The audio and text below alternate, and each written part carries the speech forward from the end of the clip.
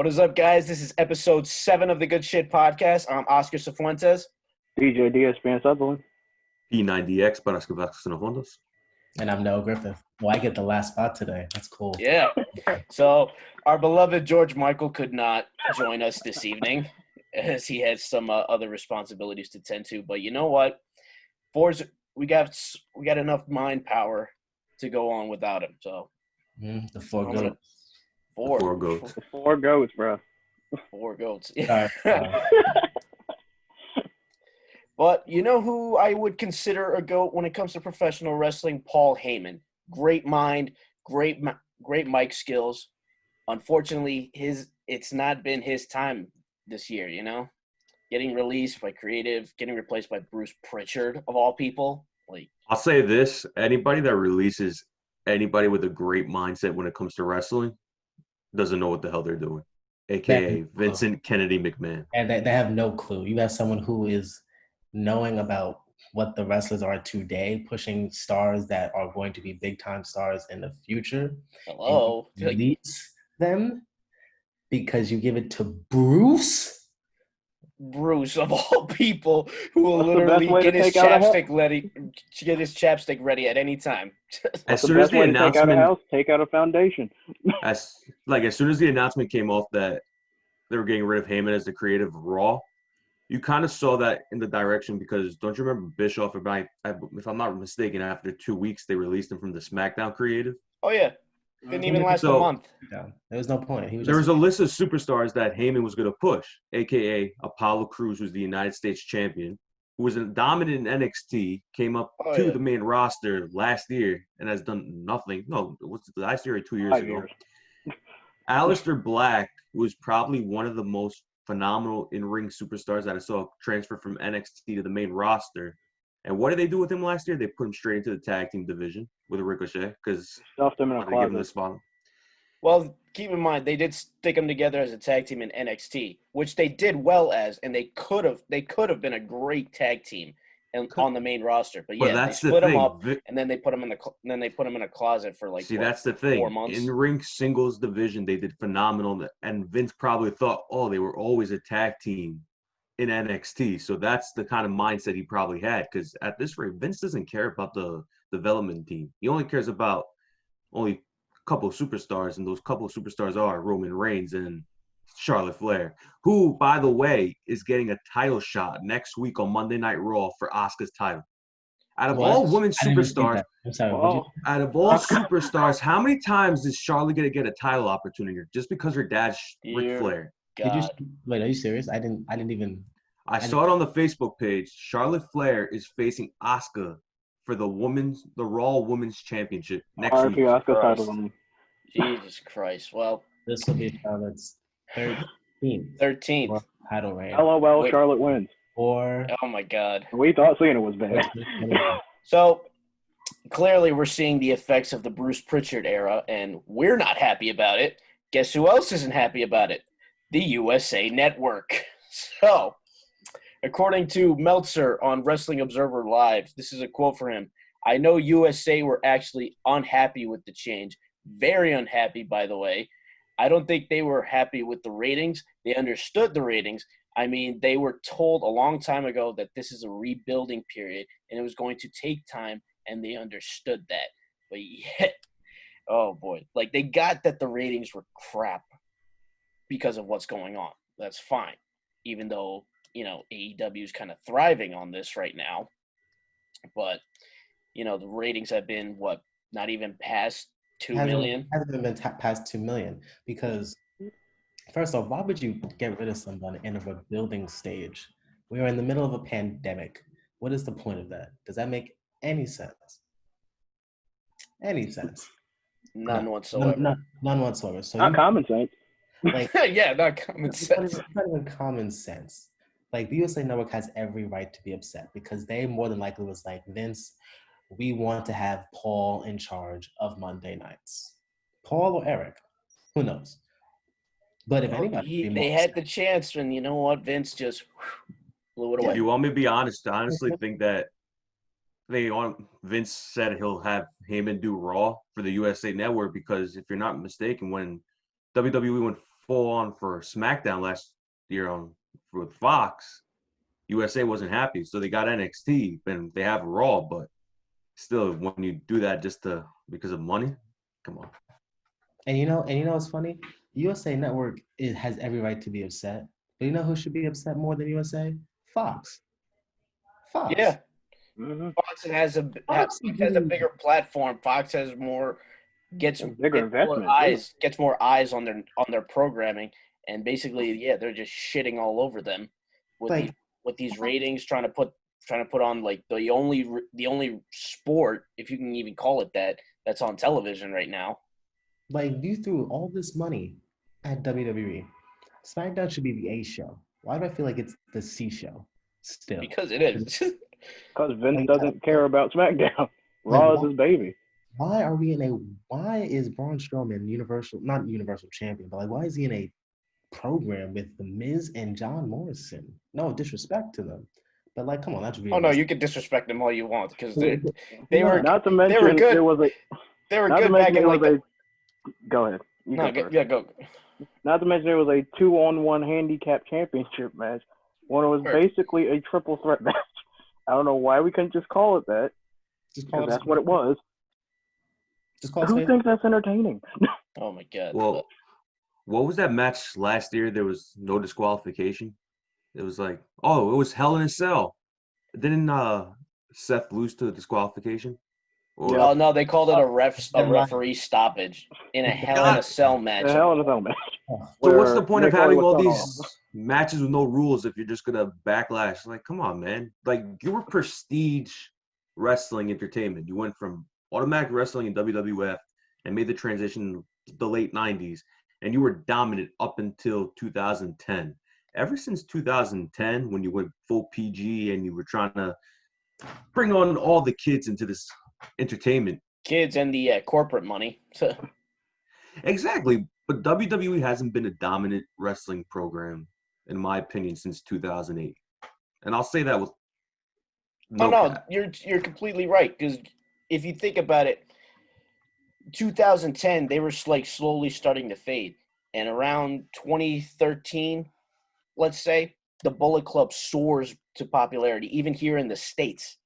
So, and that brings eyes over to New Japan, which in turn will bring more eyes to the smaller promotions, Ring of Honor, ICW in the UK, and like all these other promotions that you never really pay attention to, because the only source of professional wrestling in the United States really is WWE. But then you find out about Ring of Honor and all these other promotions, like even as minuscule as PWG, and you see the difference and you're hooked. And then you're just looking at WWE like, why the hell am I watching this crap?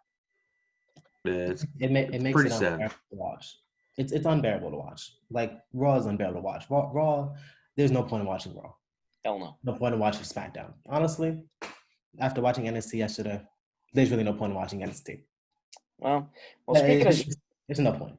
Yeah. Well, speaking of SmackDown, we obviously saw the silent move of AJ Styles from Monday Night Raw to SmackDown on Fox, and it was kind of an odd move in my opinion, because you just see AJ move without no backstory to it, no storyline.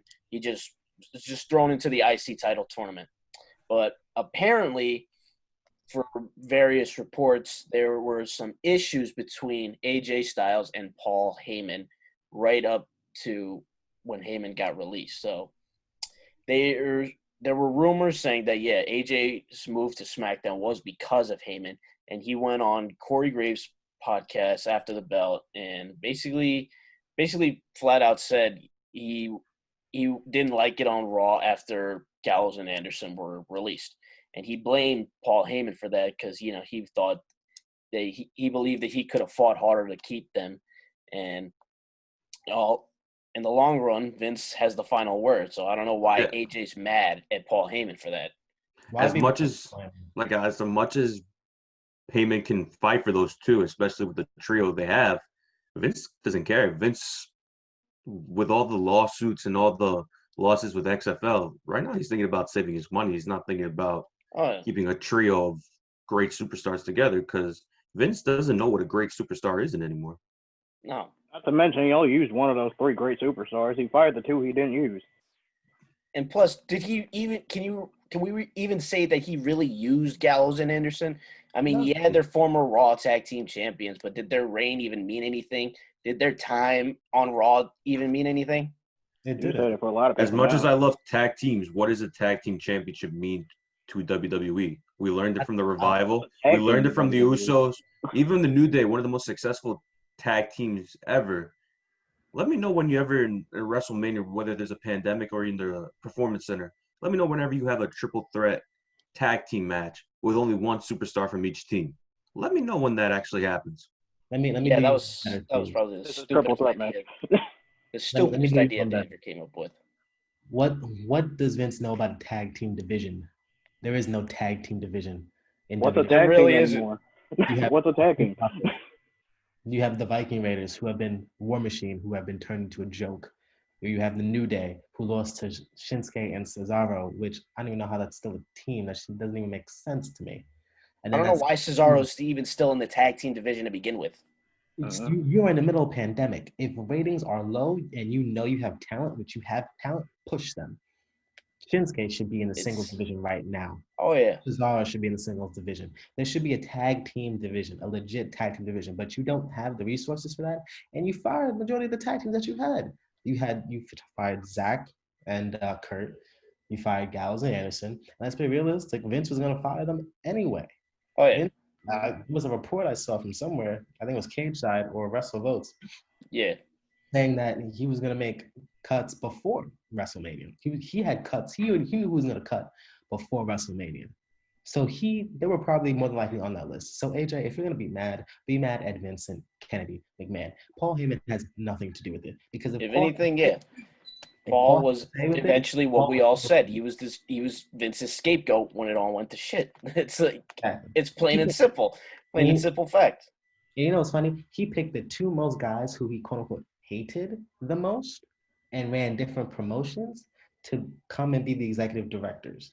And then once everything went to shit, now you use them as scapegoats because you want your main ass kisser, Bruce, come taken from JD, but Bruce Pritchard to be the name person. So Bruce will fail.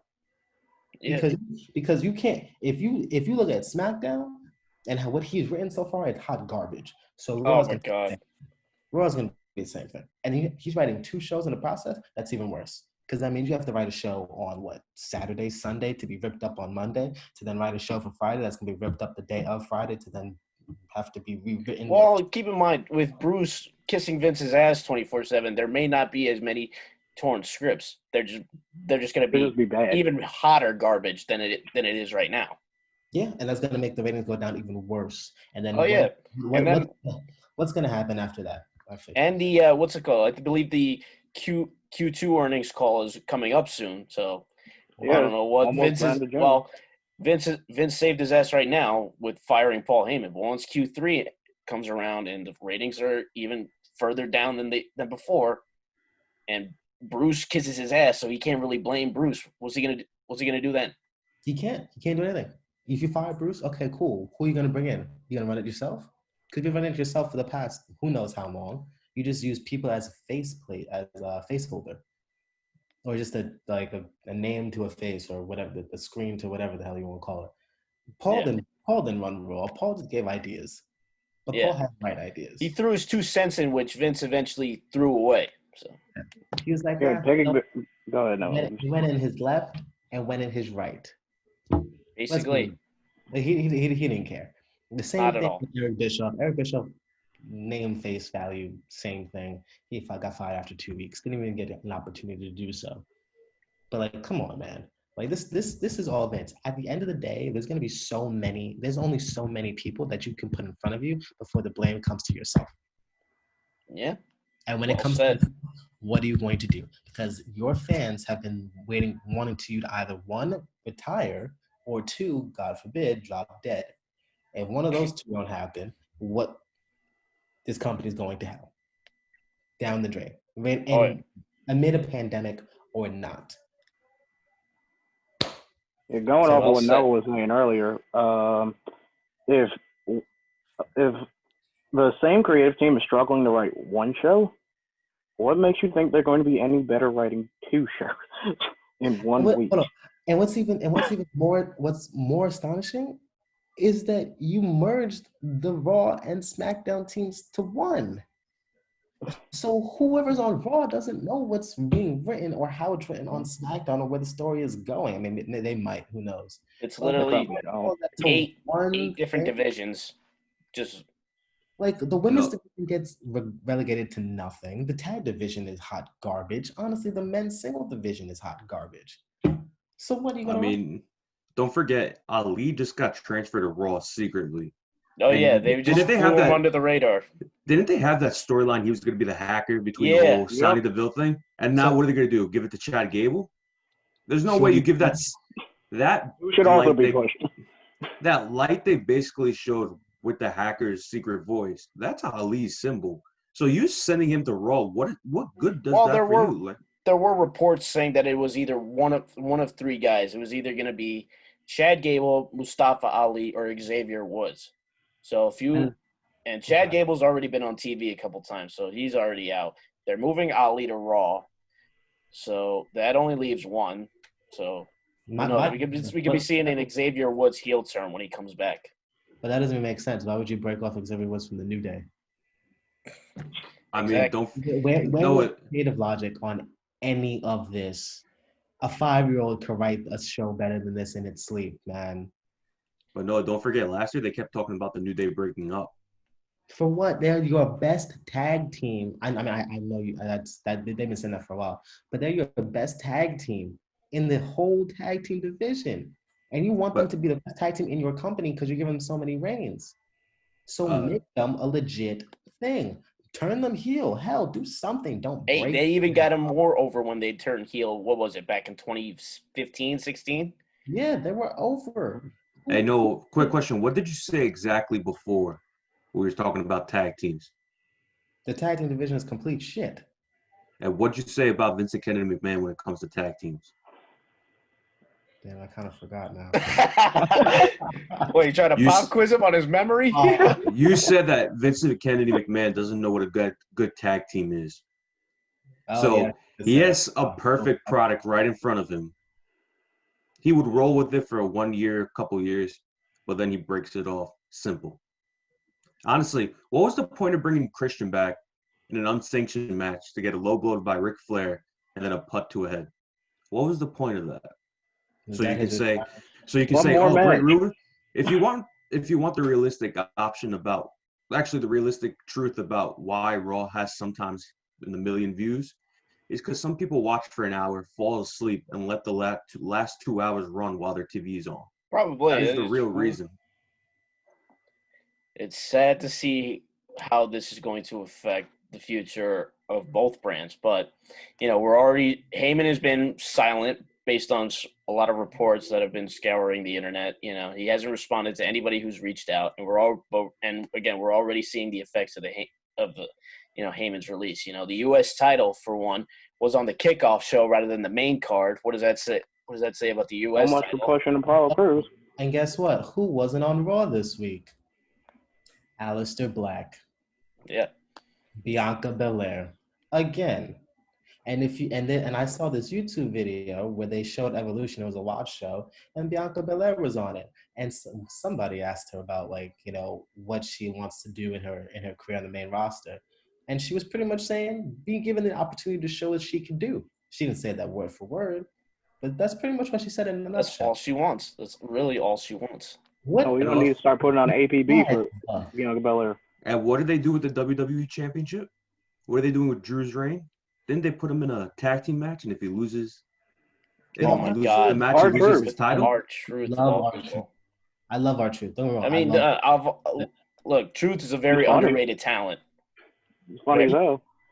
But why would you? So you're pretty much putting the 24/7 championship and the most prestigious prize in the history of this business, the WWE Championship, on the same level playing field. Are you stupid? Word. Yes. And as much as I like Brock's talent, Brock is one of the most prestigious athletic wrestlers of all time. Don't get me wrong. Does he care about the company? Not at all. No. But whenever you give somebody who deserves a ring, like Bobby Lashley, when everybody came back, everybody was expecting he was going to go one-on-one against Brock for the title. But the thing I honestly see that's going to bury Drew is either he's going to lose the title to Bobby Lashley, and then Lashley's going to lose that title to Brock Lesnar at SummerSlam in August. Oh, that's my honest opinion. They don't God. know how to keep. Honestly, That's the problem with WWE. Like, honestly, as much as people try to get to Vince, he doesn't know how good he has it right in front of him. Word. That's going to be a 3-minute squash great match, champions. And when they leave, you know how well you had it. Cody, fantastic, started his own wrestling company. FTR is going to be big in AEW. They're already doing so much better than they did back they've been in there the for years they've been in WWE. This company will be instantly better in the next company that they're at. What's that girl's name? Deonna Purrazzo. Oh, she's in Impact, and she's already doing so much better. She's doing better in a pandemic era with no fans in attendance. If you built up the divisions the right way, you could have been running this entire thing for the next 100 of years. Yeah. At least. But you don't. Are the rumors true? Do you guys honestly think that Miro's going to go to Impact? I think so. I know we're off topic. It's tough to say, but I do feel like with Impact, I feel like it's the kind of promotion where if you don't want to travel the world, Impact's your place to go. Impact's like a restart place. Like WWE essentially saps all your levels. You go back to Impact, start level 1, then you build yourself back up again. Yeah. Impact is New Game Plus. Hey, and it's working for stars like, Ace Austin and Tessa Blanchard. For Drew. Yeah, it did work for Drew. It did work for Bobby. Worked for AJ. Brought back down, but it worked for him. Or actually, both Bobbies, Rude and Lashley. So yeah. Hey, what happened to Bobby Roode? Bobby Roode's not even on TV anymore. He's in Canada. The visa. It's not the visa. No, they lifted that because Evil Uno and Stu Grayson are back on AEW. Oh. So I wouldn't be shocked if Bobby Roode just didn't come back to work. He's probably not. But I don't blame speaking him. of people who won't be coming back to work, so here we have a few injuries that were sustained this past week. So Edge suffered a torn tricep at the Backlash tapings that happened, I believe, last week before the Backlash pay-per-view. If you see it on any pictures online, you can see it on near his elbow on his right arm. It's like a huge like black bruise, and it actually occurred during reshoots that they had, and they tried to keep it quiet until the pay-per-view, and once the pay-per-view came out, you saw what happened, and they tried to play it off as a shoot, but most torn tricep injuries are done. You're done for about 4 to 8 months. And to be honest, when I first read that Edge was injured, I was like, oh, crap, not his neck. Please, God, not his neck. But then they said tricep, and I was like, okay. Whew. And I was like, sigh of relief right there. So, but I think, personally, I thought it was a work at first because I was like, well, what is Edge going to do? I mean, you could feud with Seth, but Seth's in a feud with God forbid, a soon to be irrelevant Aleister Black and Rey Mysterio and his son Dominic. Yeah. But then I saw the picture and I was like, oh, okay, so this is serious. He's actually injured. But you know what? It's a blessing in disguise because we're currently in a pandemic era. They're gonna allow fans back, not now, but probably by December maybe. Oh no, they're already starting to let select fans back, but we'll get to that in a minute. It's still like fans. Like if you want an actual fan base, like if you're gonna not have it in the performance center and be it in an actual arena show, I don't really see it till December, maybe January, give or take. So it gives him time. It gives him time to then go into that next major program for when you have a good amount of people that are in the arena to where you actually have homemade interactions and homemade fan chants instead of manufactured fake and not really real fan chants you have right now in the performance center. You work with what you got, but thankfully Edge underwent successful surgery. He's recovering. He's rehabbing at home, so he's all good for the next 4 to 8 months. And the other one that'll be on the shelf for a while, and I really wished Farrar was here right now. Chris Statlander unfortunately tore her ACL from a dive on Kip Sabian back on the last Dynamite in her tag match with Hikaru Shida against Nyla Rose and Penelope Ford. So Statlander is going to require surgery, and the way I found out about it was PW Stream first announced it on Twitter that, she had a torn ACL, she's going to be out for a while, and then Statlander not only retweeted it, but she also added, since the news is out, I told you I'd dive on Kip again, and damn it, I did. But in doing so, I ended up with a high-grade tear in my ACL. Yes, I need surgery. Yes, I'll be out of the ring for a while. I'll do my best to still show up on your TVs as much as I can. So, oh, man, where's Farrar when you need him to cry over this? Is it me or is it on AEW they do a lot of high-flying stuff? They're putting their bodies on the line. They do a lot of, like, the topes and the Canadian destroyers, which I love. Don't get me wrong. But it does get repetitive at times, and we now see the dangers of it. Because normally when you see somebody do a tope, they come out either, landing face first, back first, and they're usually fine. But now with this, it's just like, I think they got to pull back a little, unless you're a high flyer and you've been doing it for a while. Like if the Lucha Brothers do it, because we both know Phoenix can do it with like no issues, right? Mm-hmm. Yep. And then I think the Young Bucks do topes, right? They fly all the time. Yeah. So and they've been doing it for a while, so they can do it safely. Omega usually goes over the top rope, not really through them. Yeah, I've never seen him do a tope suicida before. So, but I mean, honestly, when it comes to topes, though, I think the one person I do get concerned about most is Darby, because he goes under the second rope, like between the second and last rope. So he goes low, and the one tope he did that really scared the shit out of me was back at Revolution against Sammy Guevara, where he went under and like kind of missed Sammy and hit like the barricade, and I was just like, oh crap. Darby seems to have a lot of those situations where you're like, holy shit, please don't kill yourself. Word. I'm not looking to see a death on Dynamite or at Fyter Fest or Revolution or All or Nothing or All Out, or Double or Nothing. I don't need to see that. We don't need to see that. We don't need to see another death in a professional wrestler that we love. So, maybe Darby already considers himself half dead, so let's not make it a daredevil. Yeah. I was gonna say too. Maybe now wrestlers should take the advice of the Undertaker and do more storytelling instead of worrying about the high flying maneuvers. But I feel like the high fly kind of gives each. I wouldn't even say that it adds to the story, but it makes each match more interesting. I don't know. You if it's remember just the high I love shit. The you high don't flyers. Remember selling the arm. You don't remember working the arm. You remember the Swanton Bomb Jeff Hardy did. Yeah, true. That's true. I mean, I agree. I agree on both sides. I feel like if you make both even better, I think that's just something that's great, like fantastic. Like what Shawn Michaels and the Undertaker and their storytelling in that WrestleMania 25 match and 26 match, chef's kiss. It was beautiful. It was beautiful. He almost broke his neck to begin with. That is true. That is very true.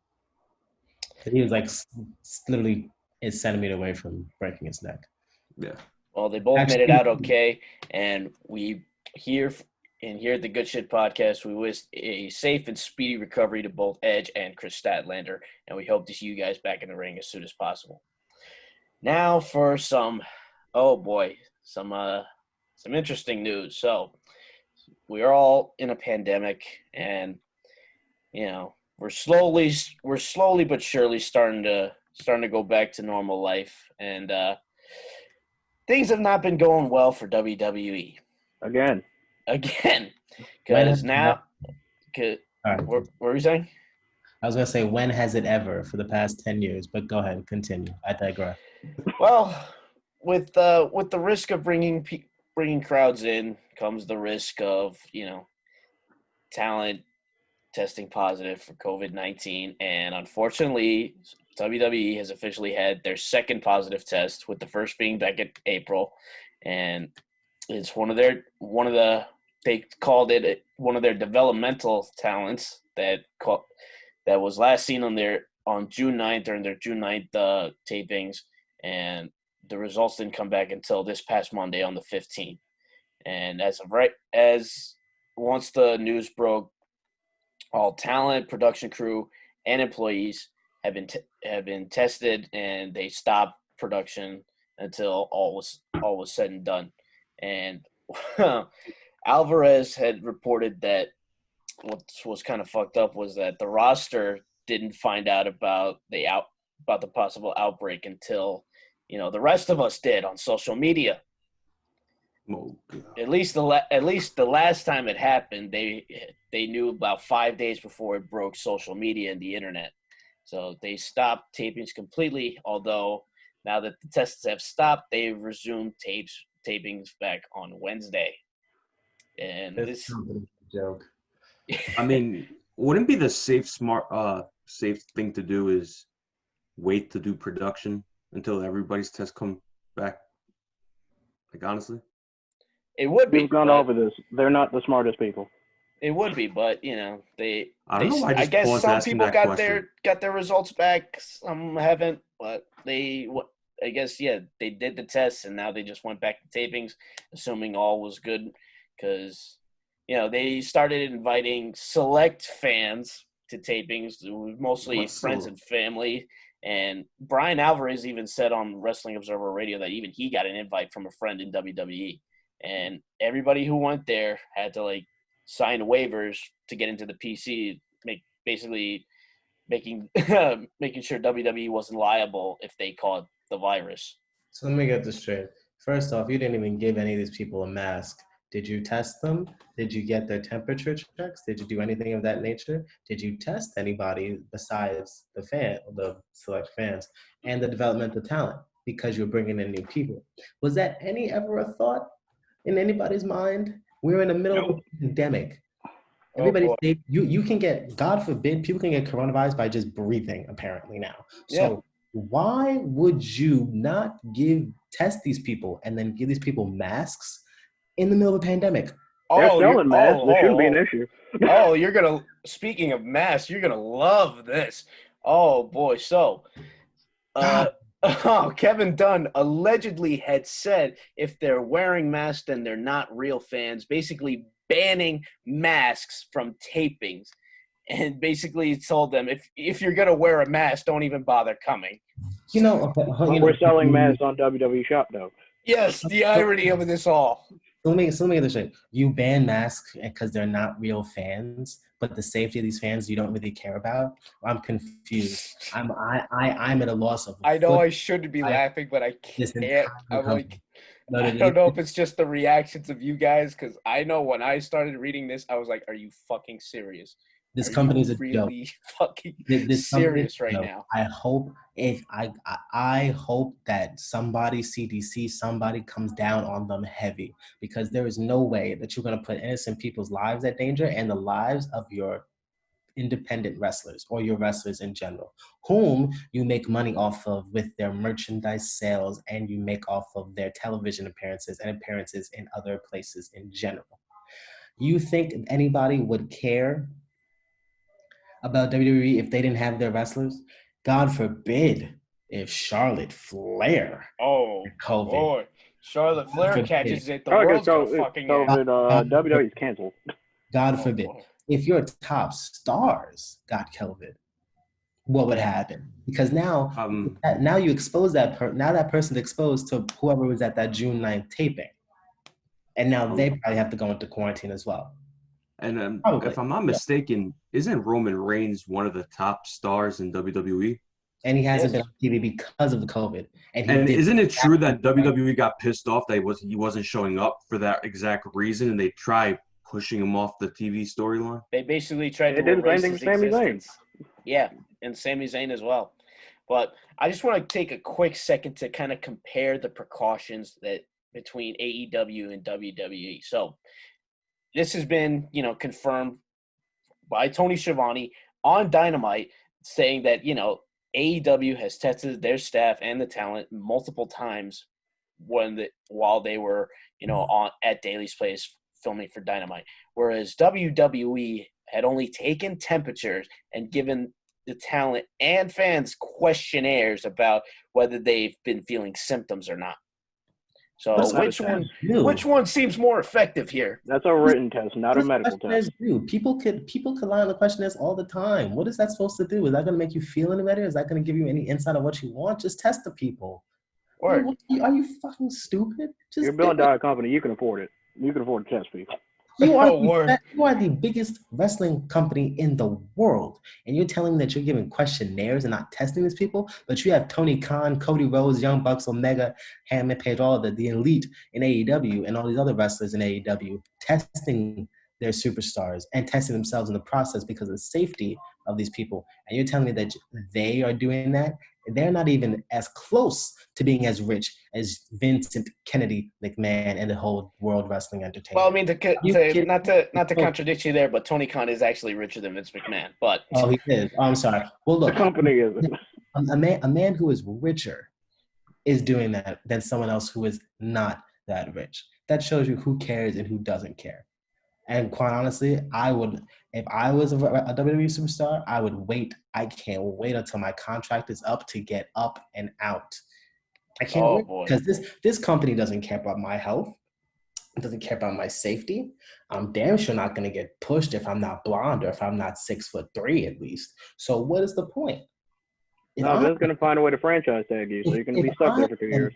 If I'm one of the best wrestlers in the world, excuse me, Miss the Boss Sasha Banks, if I'm one of the best wrestlers in the world and I'm not pushed the way that I need to be pushed, excuse me, I'm better than half the women, if not all the women on the roster. That's true. I'm out. True. So she's just green, but still. But so you guys want to hear the plot twist in this? Oh God! So Alvarez had also reported on Wrestling Observer Radio that the actual talent that tested positive wasn't a developmental. It was actually someone who was actively wrestling. Again, name will continue to be anonymous. Wait, hold on. Go back to what you just said. Alvarez had reported that it wasn't a developmental talent. It was somebody who has been actively wrestling. So that's at least two people that. And I'm gonna say this: WWE and AEW are fighting in Florida, right? Yes. Mm-hmm. Isn't Florida one of the 22 states that their cases have gone up? I believe so. And I believe Florida was supposed to enter phase 2 soon. Bro, the only phase they're heading in is WWE's gonna screw them up. Oh boy, yeah. Wow. You know what? Should I just read off the rest of the facts to let you process? So no one got more ammo. Drop it. So because of all this happening, most of the rosters, most notably Kevin Owens, have made remarks and made their displeasure known, saying that they don't want to appear at the next tapings, and most of them actually want to take time off, like Roman and Sammy, according to Wrestle Talk. And now, WrestleVotes, God bless WrestleVotes, texted one of their sources and basically asking how much of a mess is it at the PC. And this is quote unquote from their source. How can I put this nicely? A complete, unbelievable lack of leadership, full-blown clusterfuck. They should be embarrassed. Total clown show. Yeah. That's not WWE in a nutshell. I don't know what it is. They are a clusterfuck. It is a clusterfuck. It is a clown show. If wrestlers should be watching this and not even want to go to WWE anymore. Like how can you dig yourself? They're digging a hole. That's going to be. And even Evolve, who works very closely with WWE, started taking an indefinite hiatus because of this. Like there's just no way. You don't care about your wrestlers. You don't care about you definitely don't care about the fans. So why do people want to continue to support this?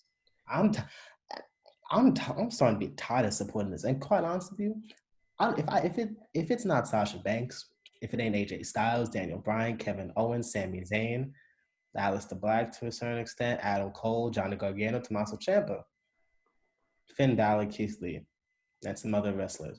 I think I heard Kevin Owens took the week off because family-wise, they have some health issues that if he doesn't want to catch and then put them at risk, especially. So. Yeah.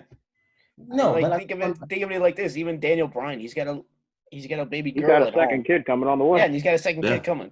So like this is what I'm saying. Like if I don't care for the product, I only watch for those wrestlers that I just named and probably a couple others.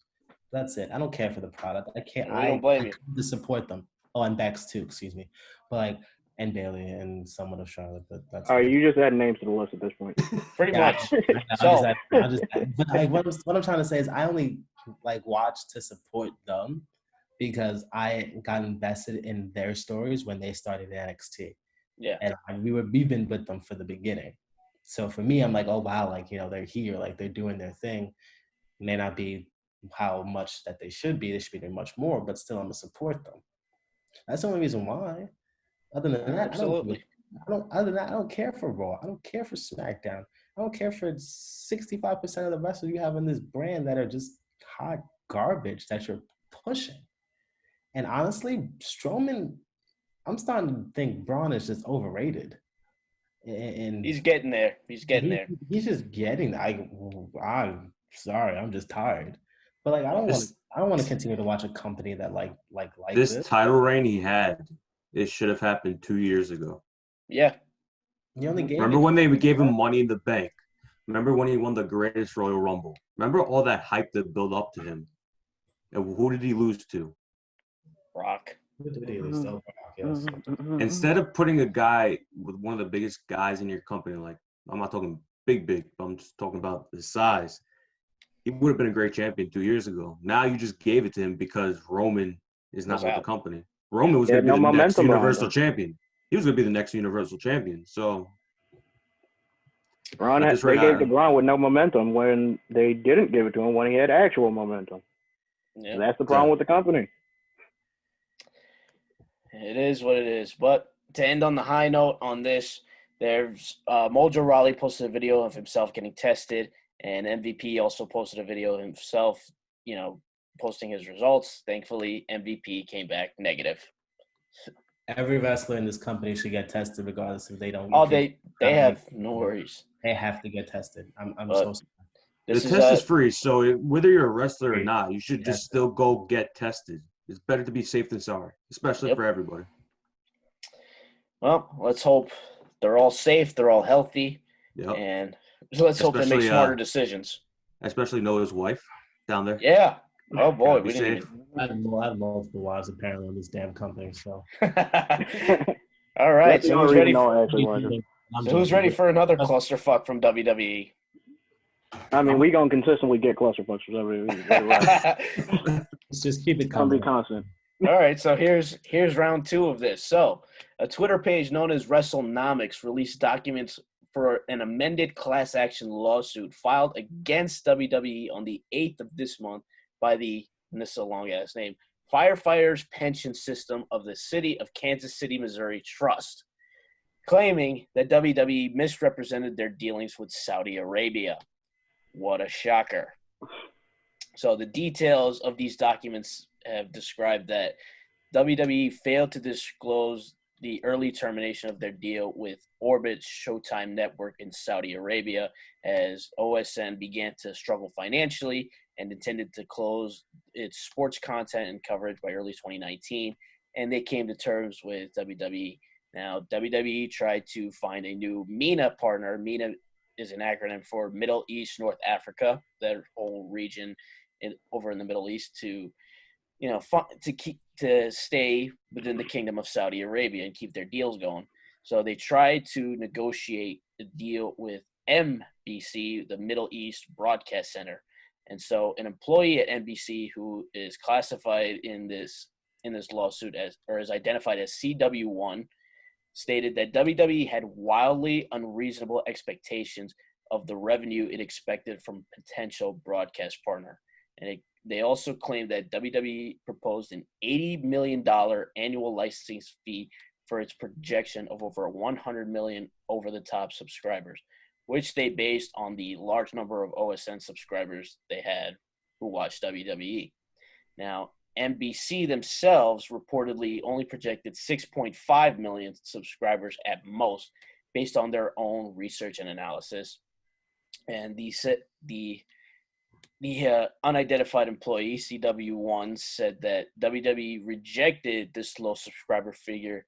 So NBC raised their estimate to 10 and then eventually raised it to 15 to, quote, only to please WWE.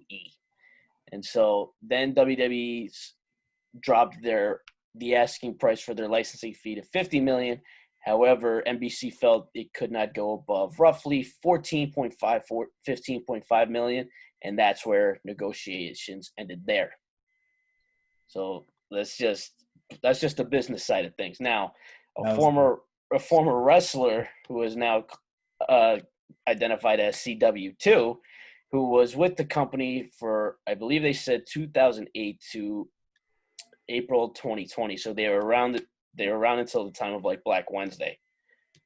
So they started recalling the events that occurred from the last Crown Jewel, if you guys remember their nice little extended vacation there, saying the flight was delayed due to mechanical errors. Nope. Yep. Now, Hugo Savinovich, a former Spanish commentator for WWE, said that millions were owed to WWE for 2 shows that were held in Saudi Arabia. And because they didn't pay, McMahon retaliated by cutting the event's live feed in the Kingdom of Saudi Arabia. And the Saudi prince got so upset, he ordered the talent be taken off the flight right before takeoff. And before all this happened, you had Vince, Hogan, and Flair, and whatever big names they had get out of there before all this went down. And so the former wrestler asked the stewardess what was going on, and she responded, quote, someone doesn't want us to leave the country. And they also added that the pilot sounded distressed and eventually saw armed men in black militia wearing guns block the runway and stare at the talent, and eventually asked WWE Senior Director of Talent Relations, Mark Carano, about what happened, and basically said that all of this happened because of money. Is it me, or does WWE not really have a good feed when it comes to Missouri? That's what you got from all this? No, it's just Kansas City. It's just Kansas City in general. My thoughts on this subject is, one, this deal should have never happened in the first place, because who cares about Crown Jewel and about other shows that they've had? Casual. What, huh? Casuals. Oh, casuals. I don't care. The shows that they've had have been hot garbage.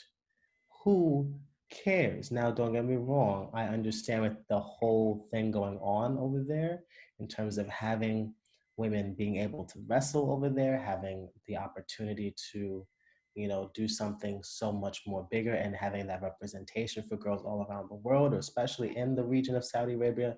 I understand that, and I wholeheartedly support that. I get that. I do. But this whole thing, you have to realize that is not America. Granted, America is not great anyway. No, we're not great by any means. We got our own issues. That is not America. That is a dictatorship.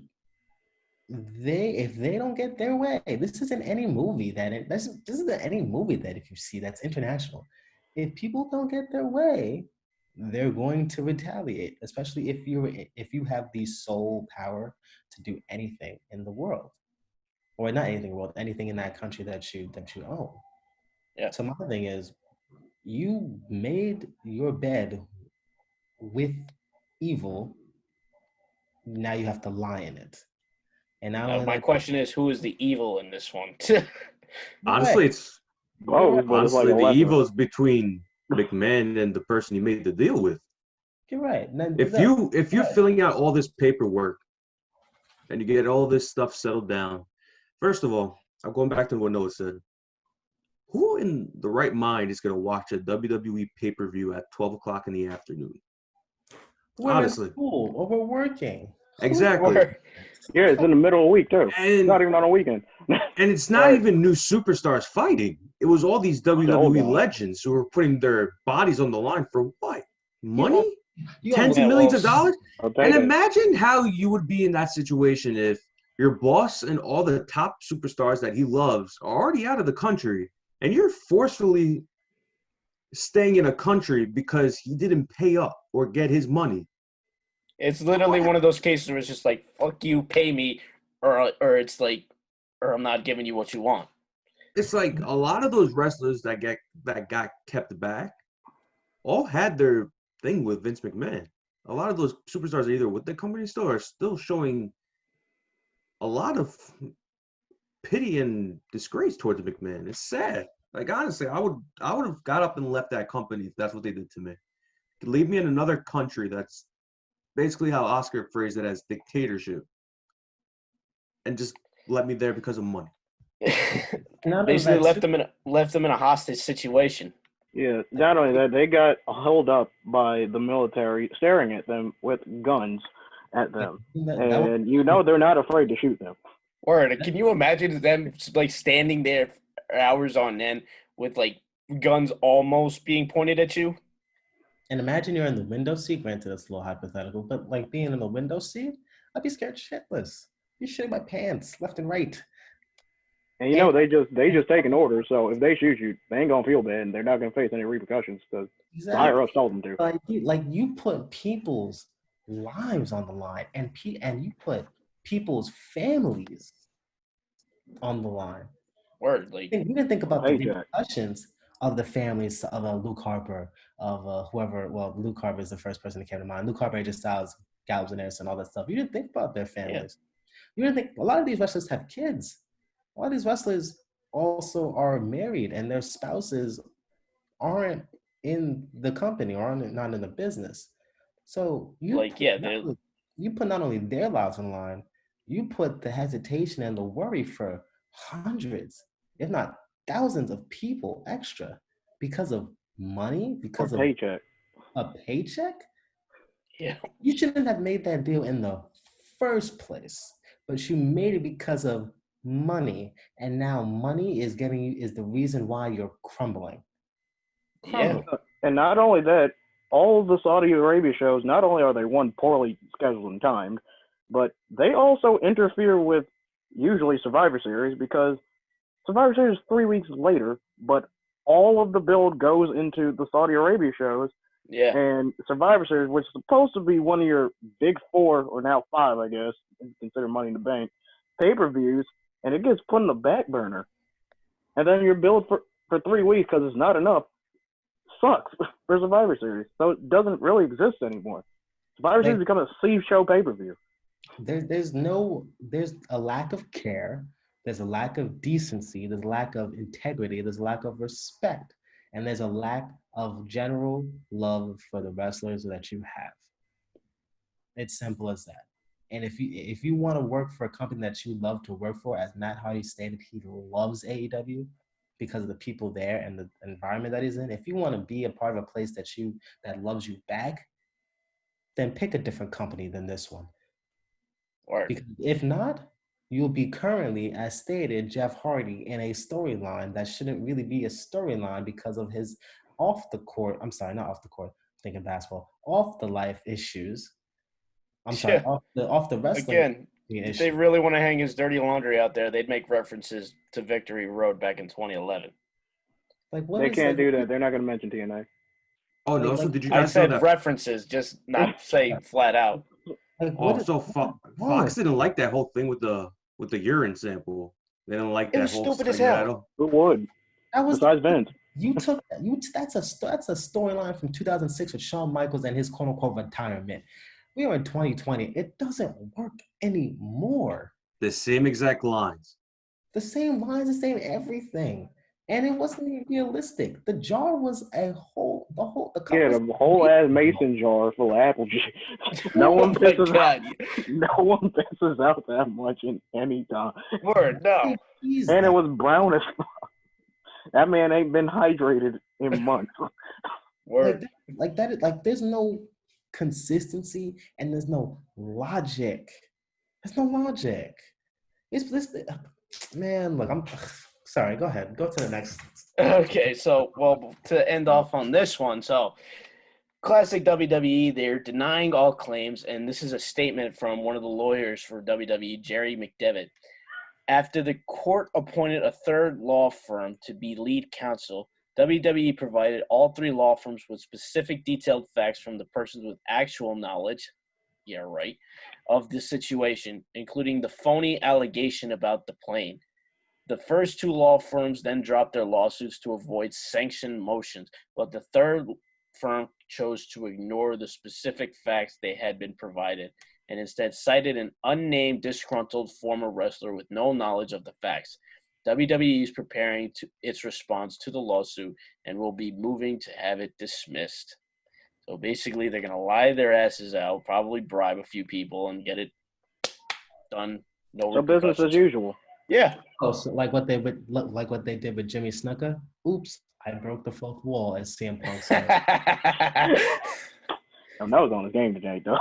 Sorry, No, dude, don't be sorry. You on the game today, though.